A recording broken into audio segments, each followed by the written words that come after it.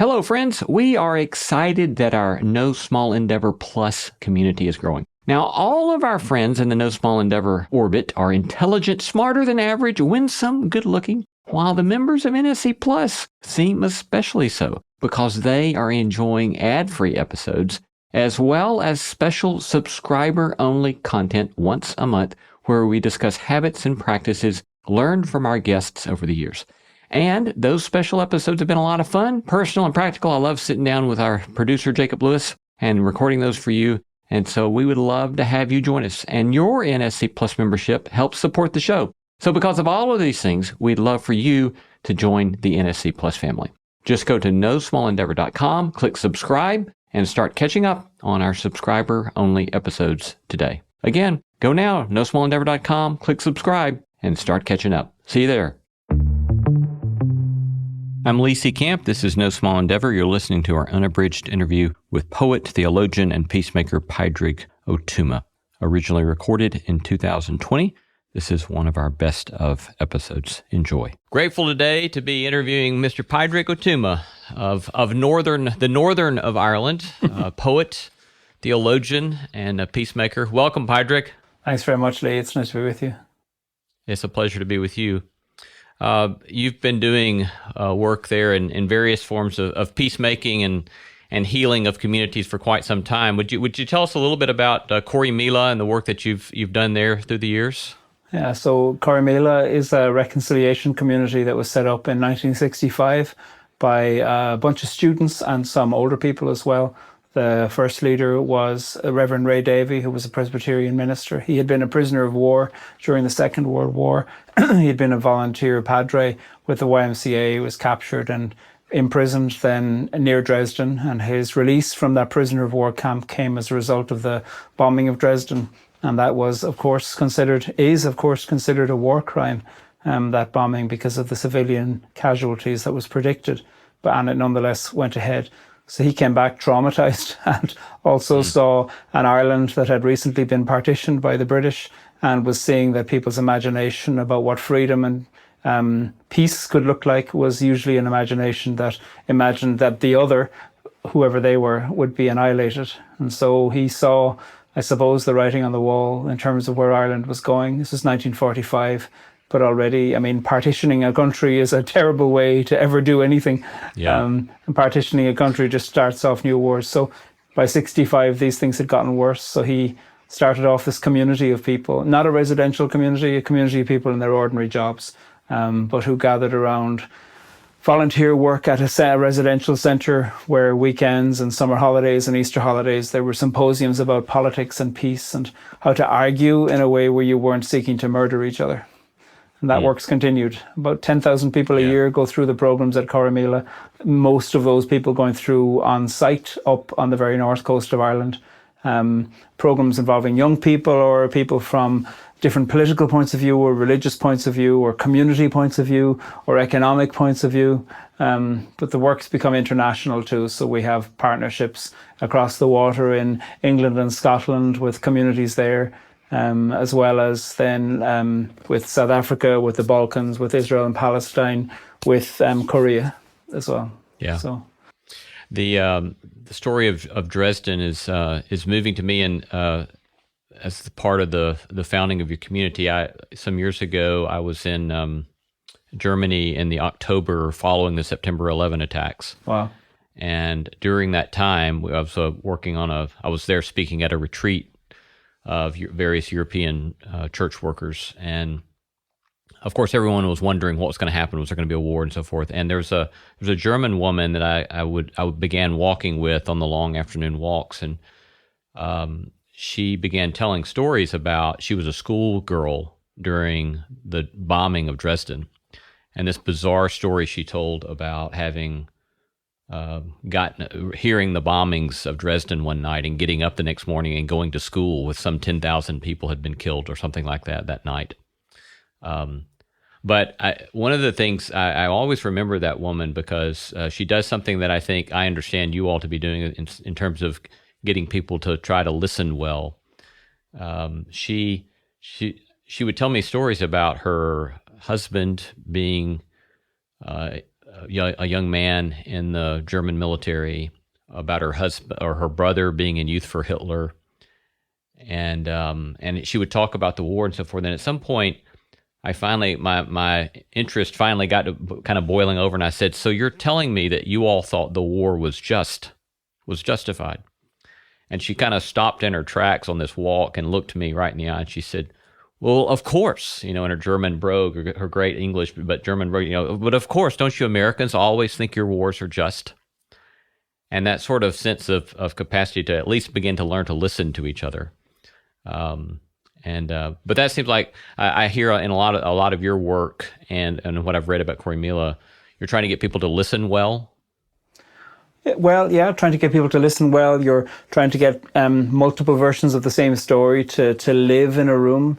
You're trying to expose fractures from within communities where we'd all, sometimes in a conflicted society like this, you'd think, well, we all think the same and you all think the same. Often what you're trying to do is to expose that actually the we is made up of all kinds of plurals, and actually we don't all agree. We think very different things. Just on this particular topic, we think we all agree.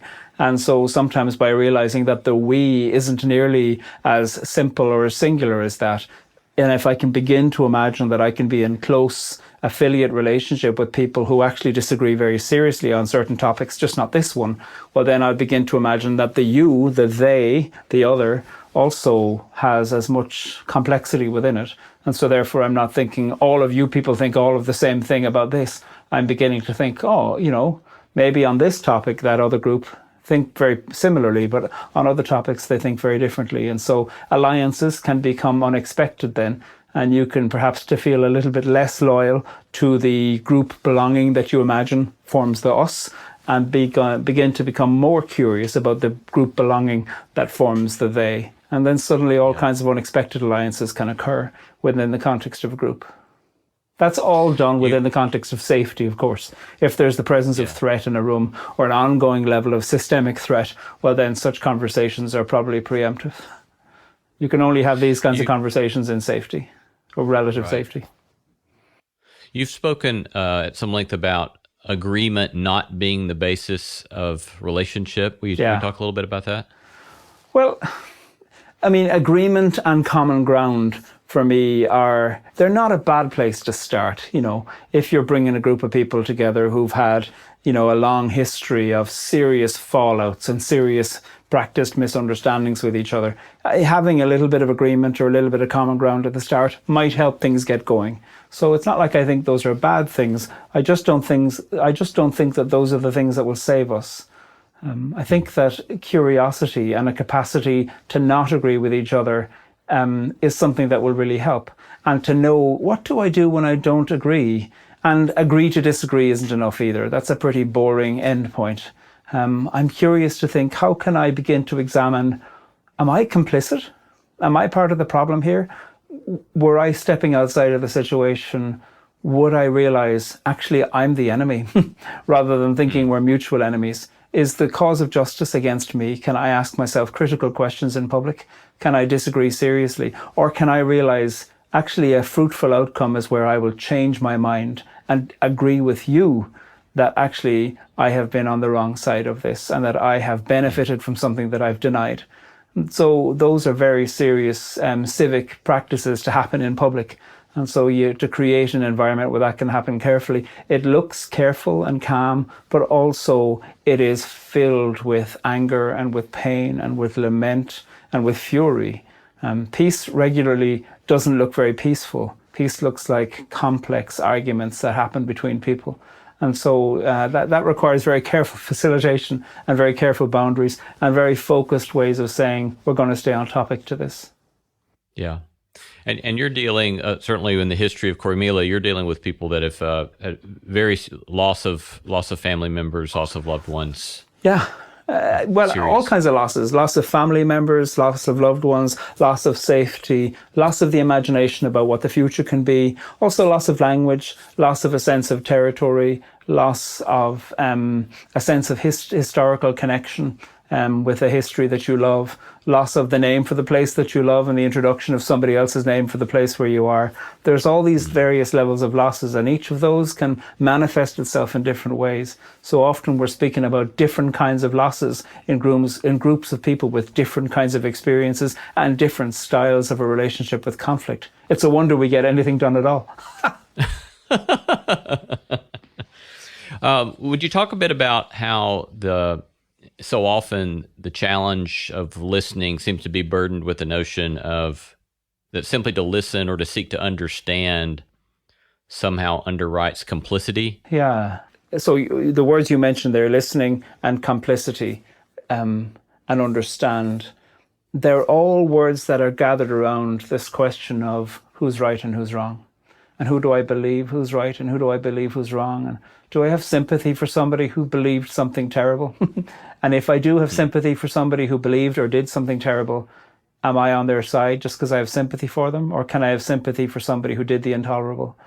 Mm-hmm. In a certain sense, these are questions that the human condition has been gathered around for years. When you look at the questions at the heart of the Jewish book of Leviticus in the Hebrew Bible, that book is examining seriously the question of purity, and not just purity in the idea of a God, but purity in the sense of who's going to infect me with something, or who do I think has done something so serious that they need to be removed from us for a while before they're admitted back in. So these are ancient questions, and they're manifesting today. You can see them occurring on Twitter very definitely, in a small way, but that's got serious consequences. Sure. The questions around cancel culture are really the questions that the book of Leviticus is also holding. And the book of Leviticus has a number of different prescriptions as to what should happen in that. The book of Leviticus doesn't have one simple prescription or solution. So often in a situation like here, like in Ireland, and it's really important for me to say that I don't think the practices in Ireland transfer elsewhere. Every place needs to look at the question about how they do this there. So I'll answer from the point of view of Ireland. From our perspective here, to bring somebody into a room who has lost a member of their family who was killed by the British Army, for instance, and then bringing somebody else into the room who has lost a member of their family who were killed by the IRA, you've got these questions of legitimate forces in the room. Who believes what is a legitimate force? Some people in the room will say, yeah, here we are in Northern Ireland, which is the part of the United Kingdom. Somebody else will say, no, here we are in Ireland, which is occupied territory by the United Kingdom. And how do you have a conversation? And if a person can find the way to listen to somebody else's point of view, they might feel like they're being disloyal to their loved one who was murdered. Or they might feel like they're going to have their own group belonging questioned. If somebody said, I heard that you were part of that dialogue program with people from the other side, for you to find anything of empathy with somebody from there is to be complicit in the very wrong that you're seeking to overcome through your advocacy for justice. And so in any one engagement, whether that's friendship, whether that's becoming friends with your neighbor, whether that's engaging in a peace program, you've got all of these conflicting desires happening all at once. And often the imagination is that there's going to be a single, simple solution to what the outcome of that's going to look like. And I think the work of peace is to recognize that even in every individual, there are so many plurals. And at the same time, you can feel like, I'm glad I met that person from the other side, as well as to feel like, God, it makes me feel a little bit complicit, as well as to think, I learned something, as well as to think, I had curiosity, as well as to think, that hurt, as well as to think, this is a compromise that I think is justifiable in the name of peace, but God, I still wish I didn't have to make that compromise. So all of those things can happen in the one person. And I think part of the imagination that says, this is all for the good, and it's, the outcome of this is always going to be good and fully good, I think that puts people into conflict with the many intelligences and the many wisdoms that they're experiencing by being part of something. There's always going to be pain, extra pain, by taking part in peace. And the question is this pain tolerable for me right now? And that's not something that you can dictate to a population of people. That's something that individual people have to ask themselves and decide whether they will or won't. For instance, I'll give you an example. There was sometimes here we've done single community engagements, so working with a bunch of Catholics and a bunch of Protestants. Now, those are shortcuts really to talking about working with a bunch of people who believe that Northern Ireland is a valid part of the United Kingdom, and working with people who say, I don't even want to say the word Northern Ireland, I want to call it the North, and it's a part of Ireland. Catholic and Protestant aren't here. They're markers for a political understanding, really. What you think about British-Irish relations and what you think about this jurisdiction that was created 100 years ago by the British, Northern Ireland, those are Catholic, Protestant are shortcuts to talking about that. So we had a bunch of Catholic people and we worked with them for 12, 13 weeks, single identity groups, really to talk about how do you disagree with each other? How do you work out with the fact that you don't all agree with each other about what a peaceful solution in the future might look like? And then at the same time, we were working with a bunch of people, a bunch of Protestant people, asking the same kind of questions, so that it wasn't just an imagination of, oh, you people all think the following and you all disagree with us. It's kind of realizing, oh, we disagree with ourselves, like I mentioned earlier on. And there was a Catholic woman in the group of Catholic people who was delighted, and it was a very active part of the 12 weeks of meeting in the Catholic single identity group, and she benefited a lot from it. It was her own choice to participate. But when it came time to meet with the Protestant group, she said, I'm going to step out of this process now, which was entirely her own choice. And, you know, that you could think that that therefore is a failure or a reluctance of her to be part of a project of peace. But that's not the case at all. She had been bereaved 3 times. 3 close members of her family had been murdered. And she knew that Protestant people would probably feel embarrassed to have somebody like her in the room. Now, whether that was accurate or not, that was her overriding concern, and she thought she didn't want to get in the way of a group having so much discussion when there was somebody who had been known to have carried so much grief in public. So she stepped out of that group with all her best wishes, wrote a letter for the Protestant folks to say, I've been part of this, I wish you all the best, but for reasons of my own, and here they are, this is the reason why I'm not taking part in that. That was her own individual choice to make, and it was filled with wisdom, and my opinion was irrelevant. She had been part of a project, and she demonstrated what it's like for her to take part in a civic engagement, and she did that according to her own terms and made her own mind up. That was brilliant. And my job is not to say what the shape of that should look like. My job was to accompany people as they made their own informed decisions like that. And I think her participation and then her choice to not continue to participate was one that the group learned a huge amount from.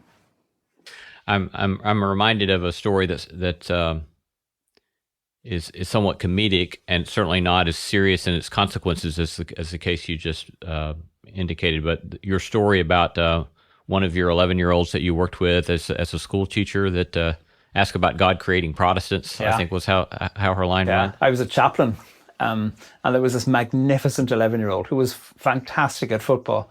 And I think she'll either grow up to be a footballer or a lawyer, because she had skills in abundance for both of these. She loved to lay out a thesis when she was building something, so I knew her well. And so she said to me, Pádraig, answer me this, because I was a chaplain, they called me by my first name. Answer me this, God made us, right? And I knew she was just doing the lawyerly thing of establishing an argument. And I was like, okay, fine. I mean, I have questions about what God means and made and all that, but I knew that this was just the opening argument. So God made us, right? And I said, yeah. And God loves us all, right? And again, I have questions about what does that mean to conjugate a verb for the God. Anyway, but I knew that wasn't her final point. And I said, yeah, sure. And she goes, answer me this. Why did God make Protestants?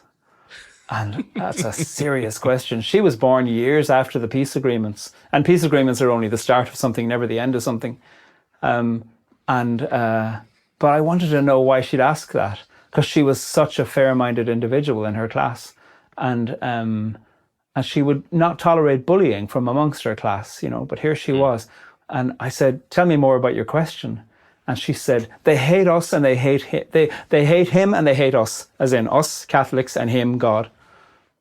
And I mean, she's 11, and I just heard that she had been educated very well by a society that had built itself on an imagination of the them, and an imagination that the they hate us. And so therefore, because of that imagination, you begin to think that they were made by some other God. So, and how do you begin to explain that to an 11-year-old? She was very intelligent, but really all she was doing was telling me that she's part of a society that she's part of. And so I said, I know a lot of Protestants who'd love to have you on their football team. And she was like, really? I was like, yeah, because you're brilliant. And part of me wanted to think the interruption of this narrative is not going to be theoretical. It's going to be human-based. I'm saying that within an Irish context. I'm not saying that's the same in the United States, but in an Irish context. For her, the interruption of that needed to be societal and needed to be policy-based, yes. But from her point of view, I think she needed to play football with people who she really liked.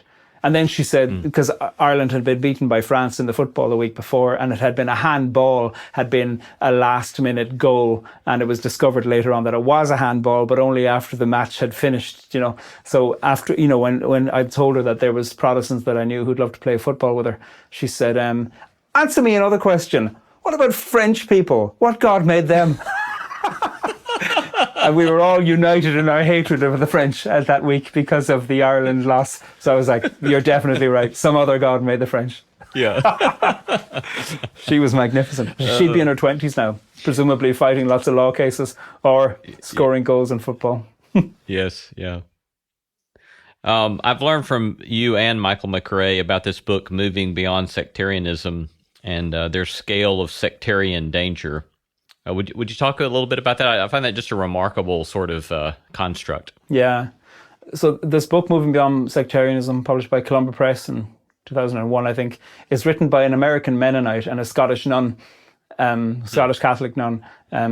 Cecilia Clegg is from Scotland, had lived in Ireland for many years. She is a sociologist extraordinary and theologian. And Joe Lichty is an American Mennonite who had lived in Ireland for years too. And so they did a sociological study, really, of what is sectarianism? What does it look like? What's the shape? What motivates it? What are some of the underlying layers? If a person says they hate us and they hate our God, what's underneath that? How do you begin to ask those questions? So it's a very systematic exploration of that.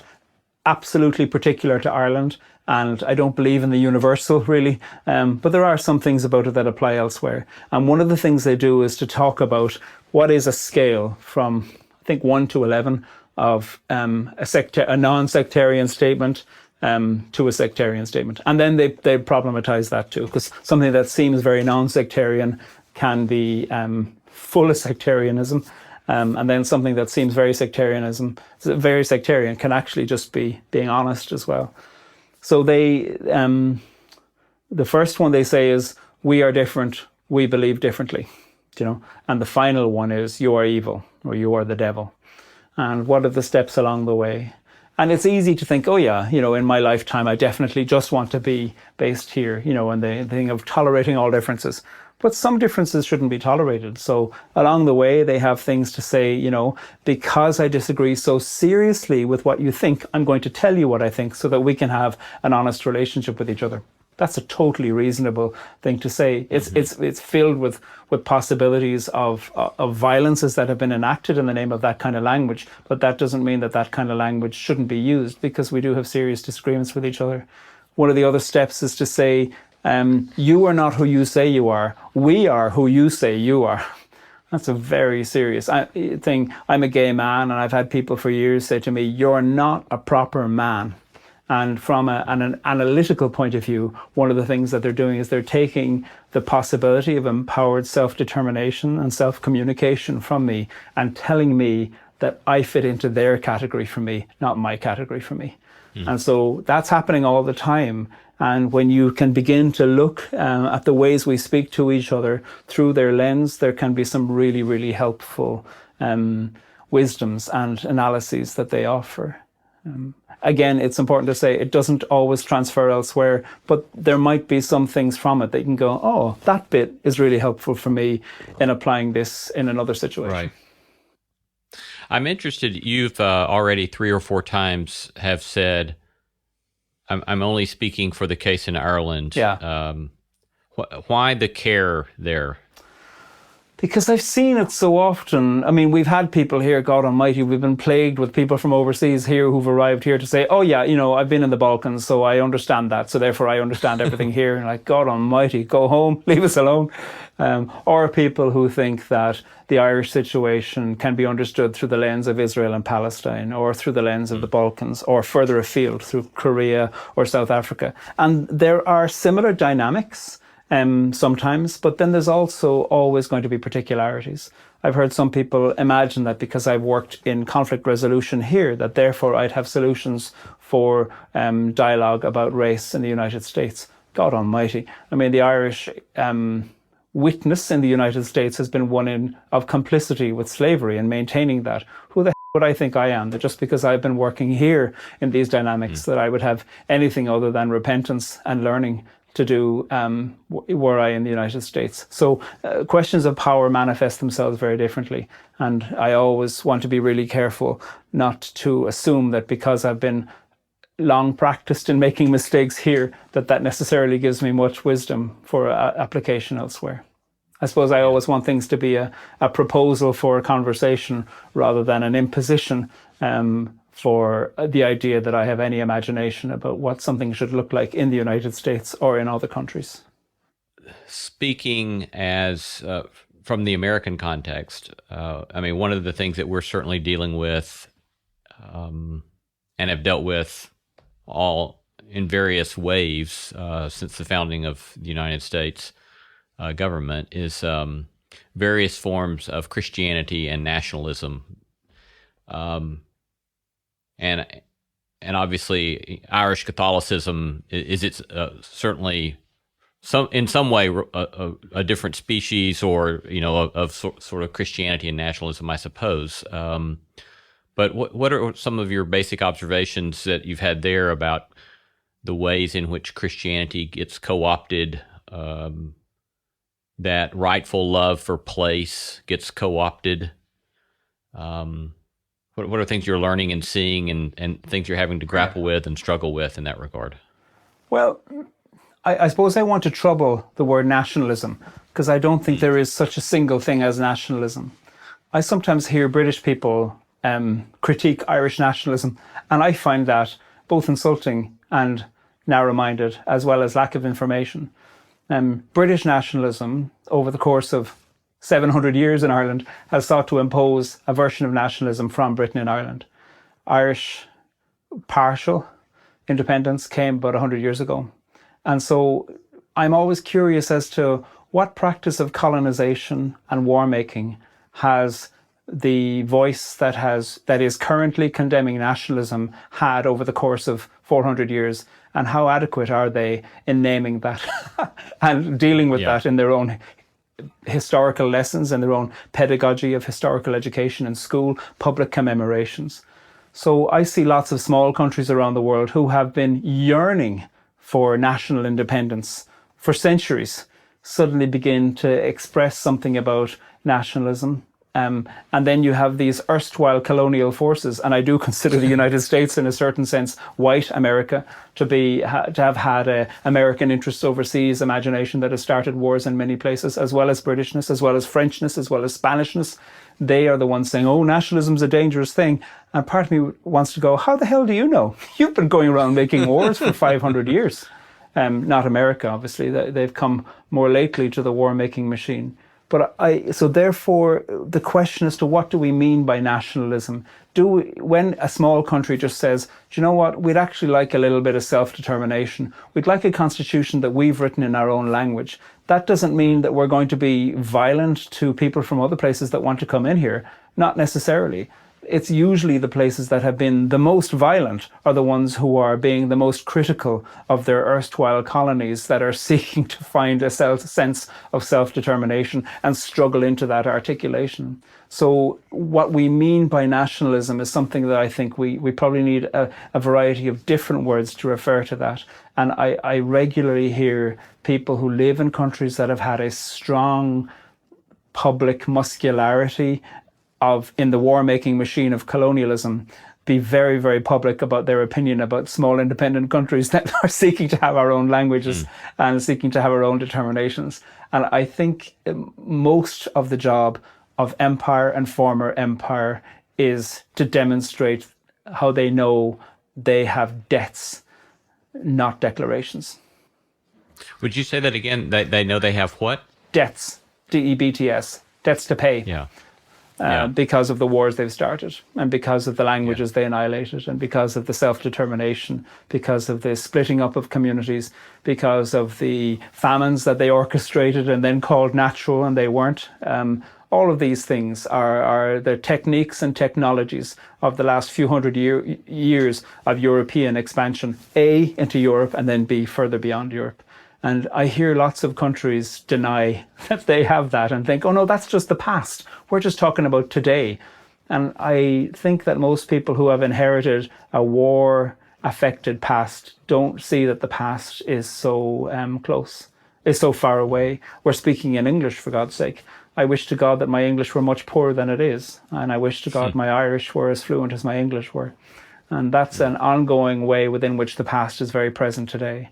And then I look to the United States and I hear the amount of Murphys and McCarthys and Ó Tuamas and Ó Sullivans all around the place. And I think about how did the Irish, who suffered a lot here, nonetheless, not learn the lessons of suffering and turn those into the creation of suffering for people in the trade of tears, in the Irish support for the ongoing support for enslavement in the 1800s in the United States. I wish to God that Irish people had been more critical of imperial powers when Irish people left here because of the famine. But unfortunately, typically Irish people joined up with those very forces in oppressing local populations in Jamaica, Montserrat, New Zealand, Australia, the United States and Canada.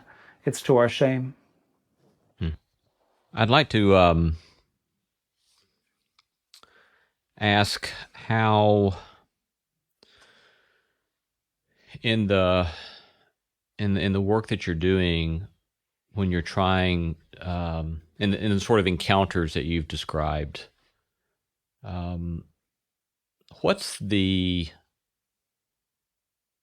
is there a something that you are working with that you believe can transcend difference? I guess what I'm asking is that is there a sort of intellectual construct, a theological construct, sociological construct in your context? Given that you're wanting to honor people's difference, and I've heard you today say you want to honor the difference even within the we and the they, that the we all have differences, and the they all have differences, all the way to honoring the differences, the 5 or 6 different ways that an individual might encounter a given moment, which I think is terribly helpful explication of that sort of process. Do you see there being something beyond all that difference that somehow makes possible peaceableness, or that makes possible living together in some sort of constructive peace? Well, I appreciate the question, Lee. And I don't think there is a something. I think there's a practice, and you move in and out of that practice. And sometimes it's too tiring to move into that practice. I know that when it comes to my work in working with people who would propose that gay people are demon possessed or can be cured, for instance, I've got a lot of energy for engaging with that population of people who are public about that. But my partner, Paul, doesn't. And so sometimes I'd have invited people who've said utterly hateful things in public to a meal in my house, because part of me thinks, well, I'll surprise you with hospitality. Not to make nice, but to have a serious argument over soup and wine around my table. And Paul agrees that that's a good thing to do, but he'll never be in the house when I have those meals. He'll always leave because he's not interested. And so those are 2 very different manifestations of hopefully 2 moral responses. His response is moral. My serious doubt is to whether mine is. And so I suppose it's all in the practice. There is no intellectual assent. There is no theory. You know, you can use a metaphor, but those also fail. You can think about harmony on a guitar, for instance, every string tuned differently, and you strum a chord and it makes something. That's a nice idea, but you know, you need to continue to tune that, and you need to continue to change the chord, or it would be a very boring tune. And that always requires modification and skill And so I don't think that there's any one imagination as to what that looks like. Similarly, you can get a grouping of people in Ireland, for instance, who believe very, very different things as to where we are. Are we in Ireland or are we in the United Kingdom right here? The border's just a stone's throw from me here. And where are we? Who is in government here? Who should be in government here? What's the name for this place? What's the right language to speak here? So you could get a group of people who disagree about these matters in a room, and they might have a lovely, lovely experience, and that can be very individually or corporally transformational for those groups that are there. Lovely. But will that change policy? Will that influence Brexit, for instance? And so there's always the question to recognize that there is no one solution, that there is a practice of courage in public that needs to happen on the relationship of myself to myself, on the relationship of myself to my history, on the relationship of the words I say about the others when they're not there, the words I say to the others when they are there, how we disagree together, how I think and act and vote politically, and how the government that I put trust in acts when it comes to the people that it's not interested in also. So all of these things are different manifestations of something that we think we call democracy. And there is no one solution to say, here's how it will always work. It's always going to require profound courage and curiosity in the moment. And there's no theory that can encompass what curiosity and courage look like in the moment. It's always going to feel risky, and it's always going to have mistakes in it as well as achievements in it. And that's what I'm looking for, is people in the moment to say something that is surprising, that changes the possibility of what the future might look like. I hear lots of resonance with a number of your poems in which, like for example, readings from the Book of Exile, where you have these recurring numbers on narrative theology. Oh, yeah. And your emphasis upon story, taking up a story in which the end of the story is not yet known. Yeah.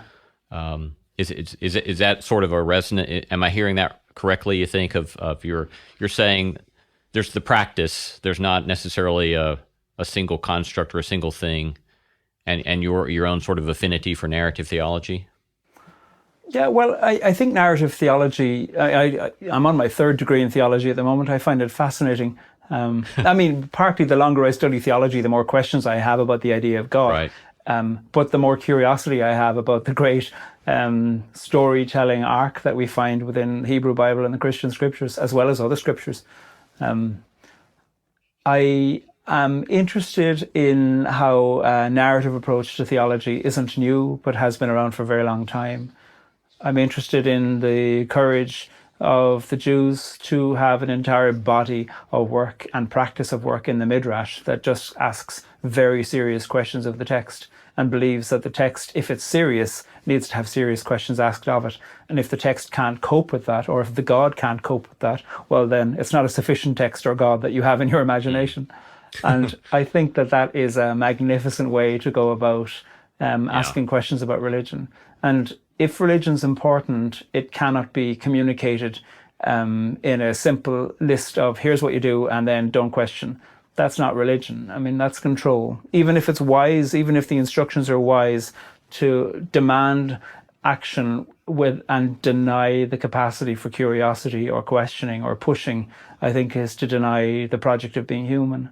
And I'm always interested in the multiple approaches to anything. So whether that's something a politician says or a priest says, both of them, if they want their words to be taken seriously, should be open to being asked serious questions. And when I hear defensiveness of anybody in those public roles, like politicians or priests, I just think if you can't cope with the serious question, perhaps you shouldn't be in your job. Yeah, well said. You've at least some of the public talk about yourself or about you or celebrates public theology in the work that you do. And from an American context, it often seems that public theology can only be seen as a resource for further hostility, division, or alienation. Okay. Which saddens me. because I think that there are all sorts of resources and beauty that could be drawn upon that could be a true contribution to some of the deep social hostilities that we face. But what's that been like for you? You seem to be publicly saying, no, I'm about doing the work of public theology and the work that I'm doing. And so what have been some victories there, and what have been some challenges there?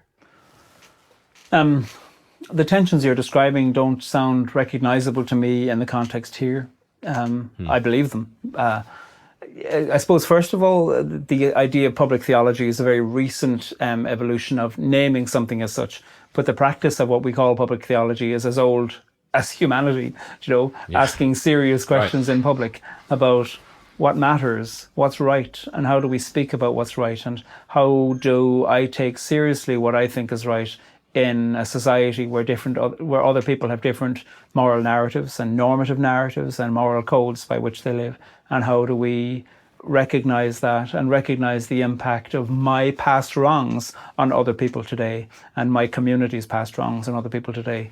These are all questions of public theology. And so therefore, you find in the Hebrew scriptures this phrase being critiqued, the father eats the bitter herbs and the children's teeth are set on edge. That sounds like it's something silly. However, when it comes to questions to do with privilege, how do we understand that now? The Hebrew Bible is filled with anxieties about the impact of original sin, whether you believe in that or not. And you can look really as white privilege as some kind of an original sin, an original victory that was claimed by denying the humanity of others, through particularly, but not only, through the project of enslavement. And how do we understand the impact of that through the lens of theology, realizing that the questions we're asking today are old questions and serious questions in terms of understanding the impact? How do you look at the story of the freed slaves from Egypt and the nation-making project they undertook? What resonance does that have to today? When you think of cancel culture and when you think of this idea that we want to have a pure everybody belongs club, how do we understand that through the lens of the brilliance of the book of Leviticus, which is concerned with purity and both casts people out of the camp for a period of time, as well as provides conditions by which a person can re-enter the camp? What does that look like, and how do we have serious conversations about that? When you look at the story of Jesus of Nazareth, whether you take his claim to be God seriously or not, looking at his story, you see somebody who, in the midst of occupied territory, because the four Gospels are filled with images of soldiers, foreign soldiers, different names for the place that they're in. How do you reckon his understanding of love and forgiveness in the face of an occupying force? Those are very, very powerful questions. Often I think we can have the imagination that what we're facing today is unique. And I think that can sometimes be kind of an arrogant imagination about the sophistication of populations in centuries gone by. Somebody recently said, well, I wouldn't have expected any more of that particular writer because they were writing in the 70s, as if the 70s isn't very long ago. I mean, I read Midrash that was written, 700 years before the Common Era, and they're asking extraordinary questions that I wish to God we had the courage to ask in public today. So the past is not nearly as naive or stupid as we like to imagine it to be. It was dangerous and complicit, and that needs to be taken seriously. And we have been asking these questions for a long time. And usually it's people who are engaging in privilege and power who are reluctant to recognize that these have been long questions that have been asked over millennia. I'm speaking as a man, as a white man, as an able-bodied man. It's easy for me to think, these are new questions for me. Give me a bit of time to catch up. They're not new questions. I'm being lazy. Yeah. Why poetry for you? I mean, there's probably a few answers to it. Partly it's the Irish educational curriculum. When I arrived in school, I already spoke 2 languages. And so from the age of 5 to 17, we were learning poetry off by heart in Irish and English every week. So for my final exams at 17, before leaving school, we probably had to have about 65 poems in each language off by heart in order to be able to answer questions in your final exam. Questions of literary criticism. Yeah, and that was just the 65 poems over those 2 years, that there were all kinds of other poems throughout the years. So partly there's poetry everywhere in the Irish curriculum and in Irish history too. Poets have been celebrated in Ireland for hundreds of years as voices of politics. The practice of that has been profoundly misogynistic. Male poets have been celebrated and female poets have often not been amplified. And so there is a case and a cause now for addressing that and changing the impact of that, which I think is a magnificent and late but brilliant practice. So there's the kind of wider questions, but then there's the internal question for me, and I don't know the answer, which is that I've always loved poetry. Even in the midst of school where we were learning things off, I'd be learning things off for myself, to repeat to myself. Poems are prayers that don't demand a God.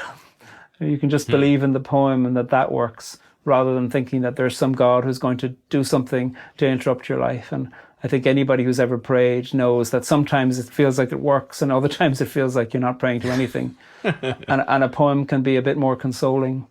I think a poem isn't thinking that it's speaking a scripture that's always true for everybody and all time.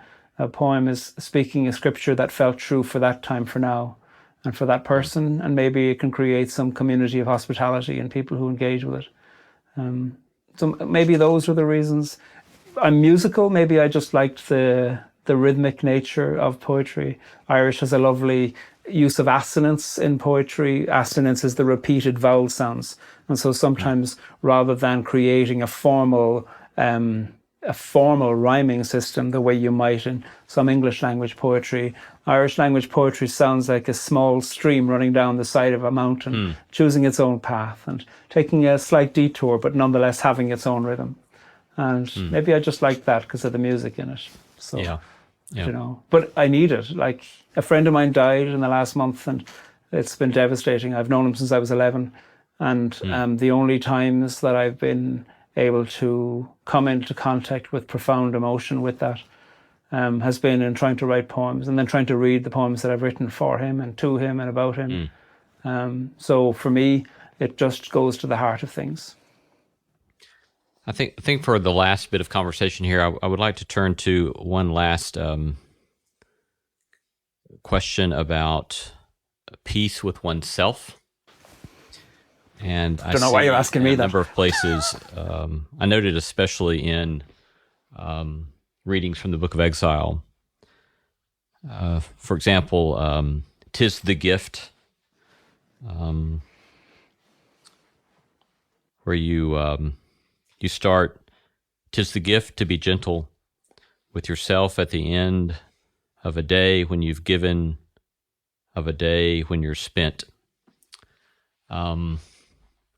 And I've received that as a sort of sweet invitation to be gentle with oneself and to be peaceable with oneself.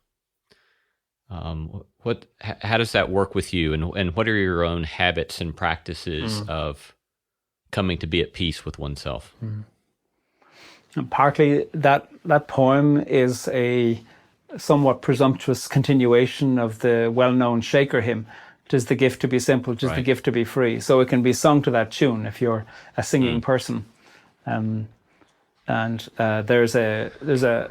There's a brewing company in Belfast have taken that poem and put it on the side of one of their stouts, which is a great joy. I think it might be one of my favorite publications ever. That would be a great joy to me as well, yeah. Yeah, to be on the side of a bottle of stout.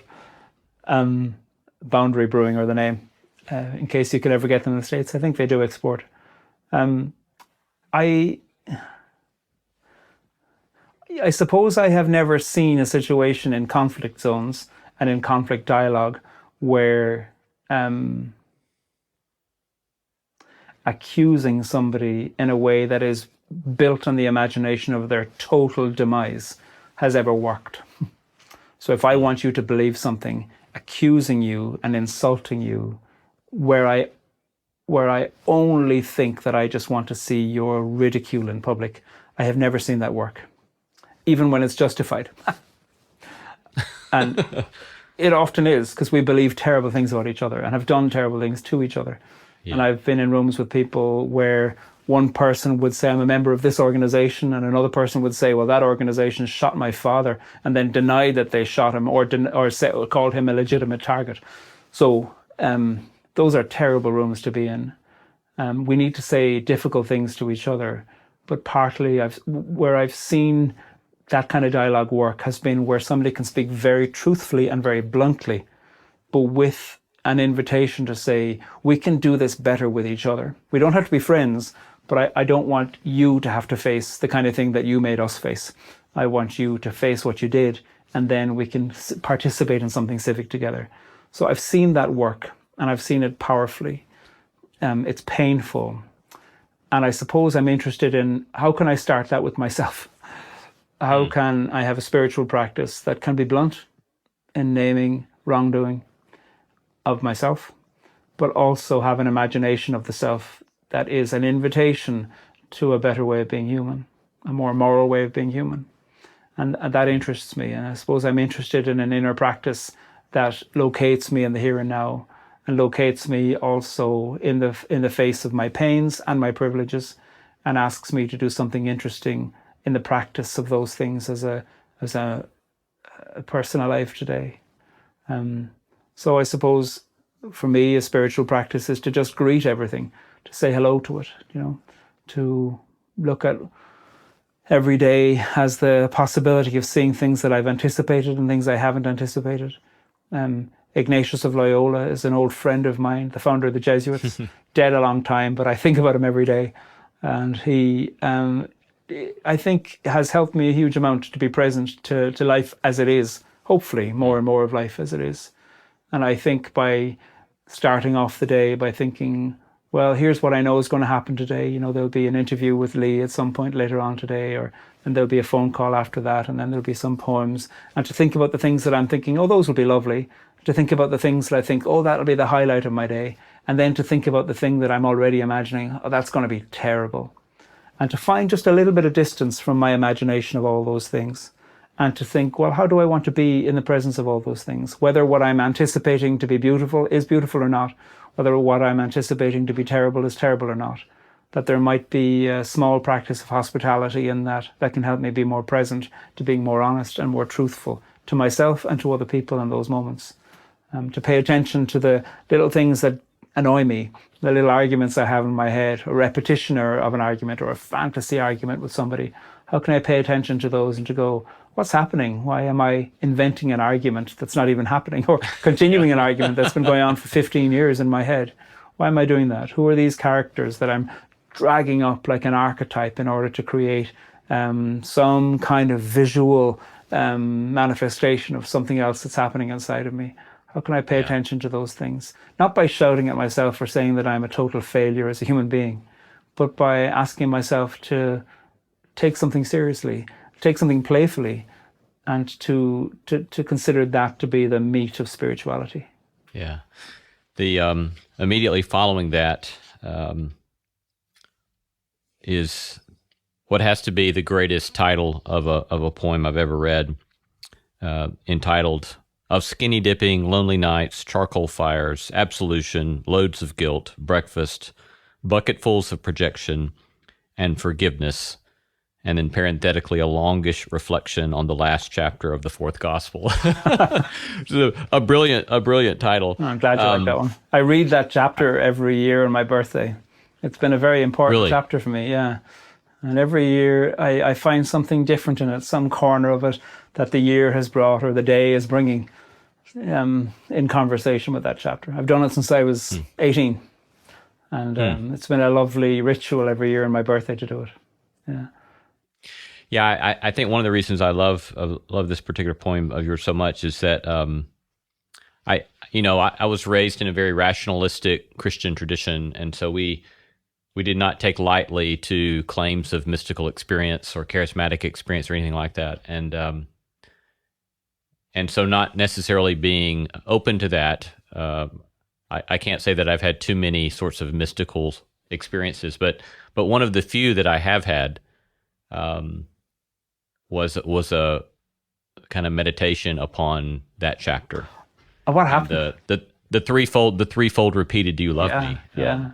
I was actually in a garden in London, and I was doing study abroad for a summer, and I had taken students over, and so we had been doing some reading that week about the historical poverty in the East End of London, and so we had done an outing the day before, and trying to grapple with some of those questions. And so my wife and my boys at the time were very young, 10, 8, and 5, and we were staying in this very beautiful place, and then we would leave from there to go see our friends in Nairobi, where my wife and I spent a chunk of time in our early married years working at a slum in Nairobi. And so here we were, having read about historical poverty and the struggles in that context, and then getting ready to go see our friends in Nairobi. And I was in this beautiful context, and the sorts of self-loathing and the guilt that comes with that kind of may come with that kind of sense of privilege, white privilege, and so forth. And so I was praying and asking, is this career, this vocation, God, what you want of me? And threefold during that time, I heard, "Do you love me?" And it was a very significant moment for my life. And so I think your depiction here is very beautiful. That's so moving. I mean, what I hear in that is that one of the things you were doing in your reflection was that you were making a decision in conversation with a text that you knew and loved. And I think that that's one of the powerful things about story, is that, whether you're turning to Lord of the Rings or the Bible, that with texts that we know and love that present moral conundra and present serious decision-making turning points of our lives and serious admissions of wrongdoing in our lives, that those characters, whether they're fictional or not, can be profound companions to us as we make and look for courage to act in the moment and look for a way to set priorities to rather than, am I doing the right thing with my career or not? You heard the question of, are you loving? Amazing reframing of a question, which is basically saying, do whatever the hell you want, provided you're loving. And yes, that's so interesting. Yeah, and that's what I heard in effect. Yeah, beautiful. Yeah. Thank you. That's so lovely. Yeah, thank you. I'll remember that on my birthday this year. You'll be in the room. Yeah, let me ask this one more question. You mentioned Ignatius of Loyola being an old friend of yours, and I like that construct because I oftentimes find myself thinking that way. And I'll also think in terms of in the Christian doctrine of resurrection. I will tell myself about the people I look forward to being friends with in the resurrection. And so I have my list of people that So there's Thomas Merton, or there's Dag Hammarskjöld, and so forth. Dorothy Day, if she'll have anything to do with me. But who are other friends of yours in that regard that you enjoy friendship with? That's a lovely question. Wangari Maathai is who comes to my mind so regularly. She was the first East African woman to get a PhD. She got the Nobel Peace Prize for her Greenbelt movement. She only died a few years ago. She had gone back to the place that she'd grown up and seen that the stream she'd played in was now barely a trickle. And so much of that was as a result of the Catholic missionaries, having, plenty of whom were Irish, I'm sure, having come to her part of Kenya and ripped up the fig tree, because the fig tree was seen to be a kind of a religious symbol for the local religion, Kikuyu religion, I think it was. But the fig tree had deep roots, and so by killing these trees that were indigenous to the area, a lot of erosion happened, and so a lot of water shortage happened, and a lot of conflict arose as a result of this water shortage.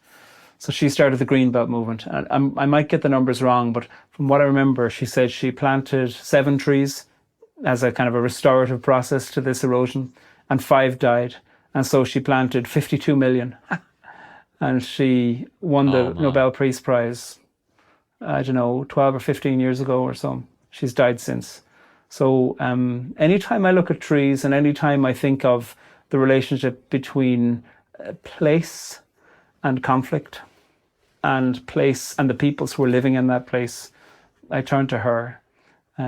for her analysis as well as her joy. She had a great singing voice. Krista Tippett interviewed her years ago, which is how I came across it, or came across her work and came across, her practice. And she finishes the interview with singing a song. She says, "Can I sing?" So she does. It's beautiful. I just think that there is such a synthesis of humor, of gratitude, of love for her grandmother's religion, as well as for the Catholicism that she grew up with, love for science, love for analysis, love for priorities, love for music. So she's certainly one. Ignatius, absolutely. Perhaps highest among all is Judas. I think Judas is an extraordinary character, and he is a friend that I turn to as I think of my how wrong my desires can be, and how I can get in the way of myself, and then also how terrible people can be in the name of treating somebody who's done wrong. I think Judas knows a lot about that. I think of Ruth and Orpah and Naomi. I think those, a trinity of women, know a lot about each other and know a lot about the human condition and about borders and law. And I live in a place where borders and law are on my mind all the time. So I've spent a lot of time in conversation with them. Who else? I mean, if I start naming the poets who I consider to be friends, some of them are living, but I'd never be in touch with them, as well as all the dead poets. I'd be here a long time. Emily Dickinson is one. I love Emily Dickinson's work because it's so strange. It's like some other being wrote it. And I love her letters because they're so full of warmth and humor and birds and flowers and compassion. Her letters of condolence to anybody who's recently been bereaved are a thing of great beauty. Yeah, that's just the beginning. Thank you. Well, it's been a privilege visiting with you, Pádraig. Thank you. A pleasure. And grateful for your work, and grateful for your witness in the world, and the beauty of your words and the beauty of your work. We thank you. Thanks very much. If you've enjoyed our episode with some of the Hollywood stars like Rob Reiner, Martin Sheen, or Rainn Wilson, then you should check out the new season of the wildly popular podcast Revisionist History.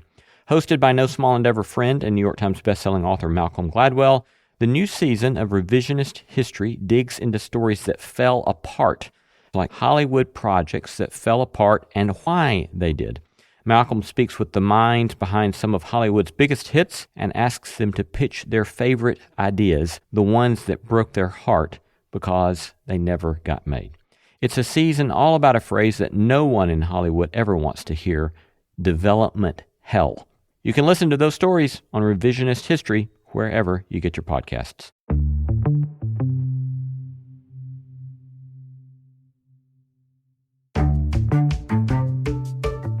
Our thanks to all the stellar team that makes this show possible: Christy Bragg, Jacob Lewis, Sophie Byard, Tom Anderson, Kate Hayes, Mary Evelyn Brown, Carriot Herman, Jason Cheesley, Ellis Osborne, and Tim Lauer.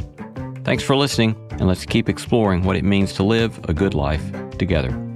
No Small Endeavor is a production of PRX, Tokens Media LLC, and Great Feeling Studio.